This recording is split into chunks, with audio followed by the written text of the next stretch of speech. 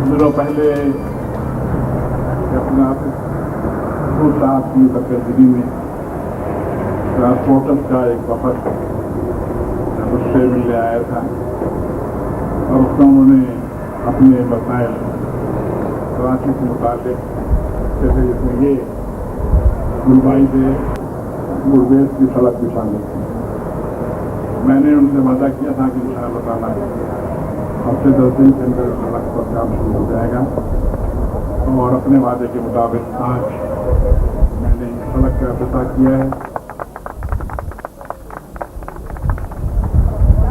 जैसा कि आपने देखा होगा कि ब्रीफिंग का बोर्ड है उस पर मंसूबे की तकमील का जो वक्त दिया गया था वो 6 महीने था। जिस वक्त वो 6 महीने के वक्त मुकर्रर किया गया था उस वक्त सिर्फ दिन के अंदर काम होना था, जैसे कि दाल होता है। फिर अभी मैंने यहाँ आकर के डॉक्टर साहब से किसी के बाद उनकी आमादियत पर मैं उनको इस पर आमादा किया मैंने यहाँ पर काम की शदीद ज़रूरत है। कराची की पब्लिक को जो तकलीफ हो रही है वाक़अतन वो खाकी सुहाने रूह है उनके लिए भी, मैं चूँकि नाज़िम हूँ मेरे लिए भी है।